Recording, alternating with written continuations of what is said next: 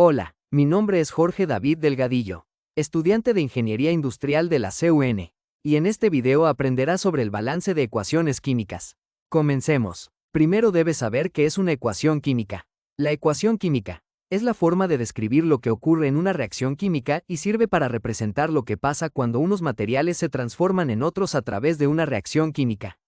Para escribir una ecuación química tenemos que conocer los símbolos de los elementos químicos y la fórmula química de los compuestos.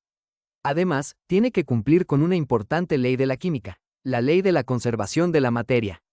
Esta ley dice que la materia no se crea ni se destruye, sino que se transforma. Los componentes esenciales de la ecuación química nos permiten determinar cuáles son los materiales, compuestos o átomos iniciales antes de la reacción, llamados reactantes, y los que se obtiene después de la reacción, llamado producto. La flecha se coloca entre los reactantes y los productos, el cual esto significa, produce. Por ejemplo, la siguiente ecuación química se lee el zinc más azufre, el cual forman sulfuro de zinc. Por eso la ecuación química debe estar balanceada, es decir, la cantidad de átomos de un lado de la flecha debe ser igual a la cantidad de átomos del otro lado de la flecha. A esto se le llama balanceo de las ecuaciones químicas. Ya teniendo en cuenta que es una ecuación química, ahora vas a conocer qué es el balanceo de las ecuaciones químicas y sus diferentes métodos.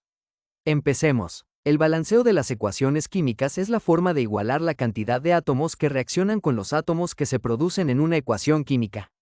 Y sirve para presentar de forma correcta las proporciones de sustancias que reaccionan y la cantidad de productos que se obtiene.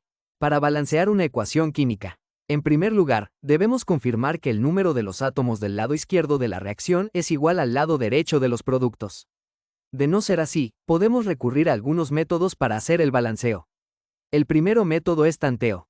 Consiste en revisar elemento por elemento cuántos hay de cada lado de la flecha, y tratar de adivinar el coeficiente delante de las fórmulas hasta conseguir la igualdad. Algunas personas llaman a este método de ensayo y error.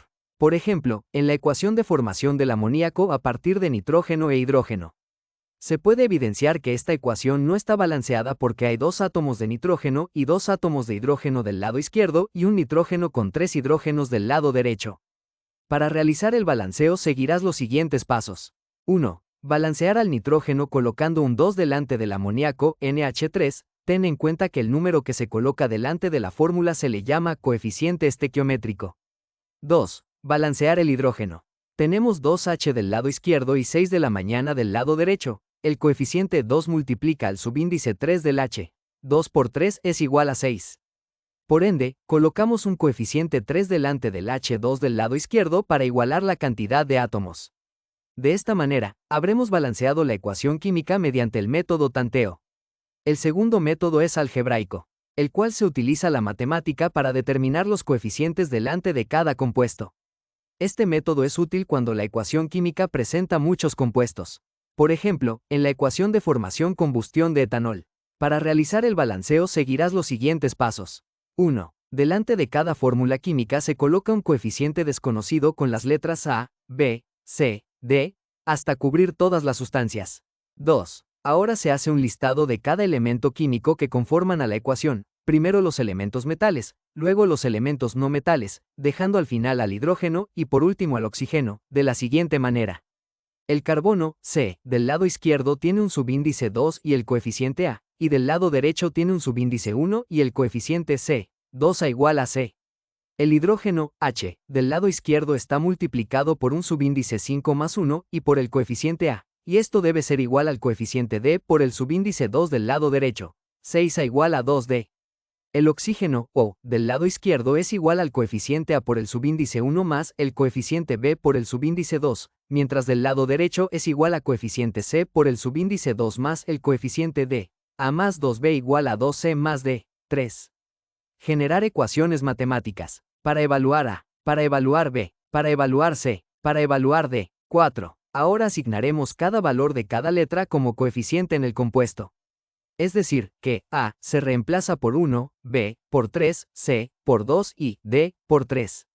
5. Posteriormente, se evalúa la cantidad de átomos de cada elemento en reactantes y productos, y así, asegurar que la cantidad de átomos sean iguales.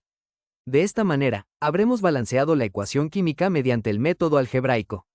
El tercer método es redox, el cual involucra el intercambio de electrones entre átomos. Estas reacciones se llaman de oxidación-reducción o reacciones redox. Como cualquier ecuación, el número de electrones tiene que ser igual del lado de los reactantes como del lado de los productos, es decir, los electrones no se crean ni se destruyen. Por ejemplo, en la ecuación de formación yoduro de plomo, 2, y agua. Para realizar el balanceo seguirás los siguientes pasos. 1. Asignar número de oxidación a la siguiente ecuación química, son aquellos números positivos o negativos que se colocan arriba de cada elemento. Tener en cuenta que todos los hidrógeno que están al inicio y acompañados equivalen a +1 y todos los oxígeno que están al final y estén acompañados equivalen a -2 y que cada fórmula inicia con números positivos.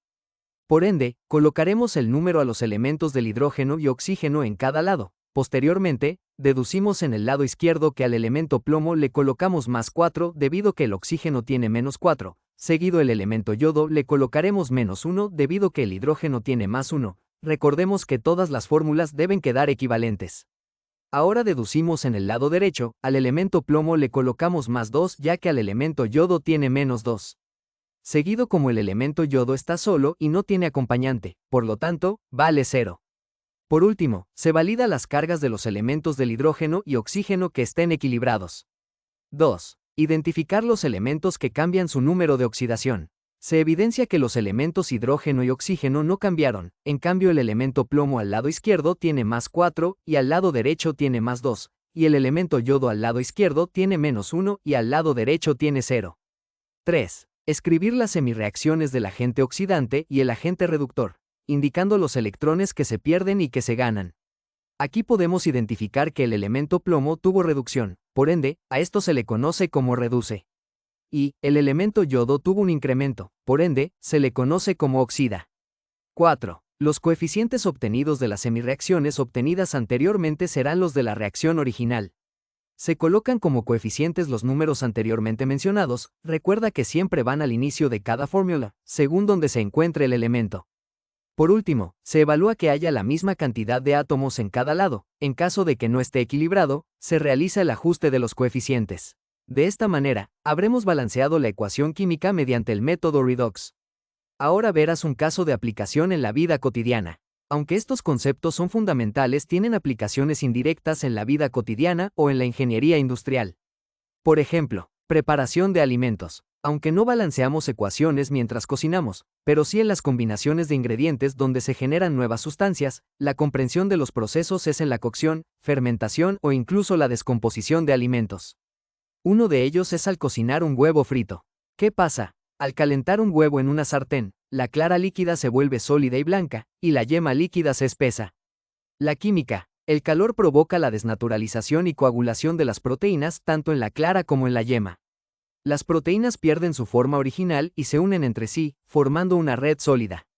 Ecuación simple. Proteínas del huevo más calor, produce proteínas sólidas, es decir, huevo cocido. Hemos llegado al final de este video, esperamos que hayas aprendido de una manera más fácil sobre el balanceo de las ecuaciones químicas. Si te gustó, dale like y deja tus comentarios.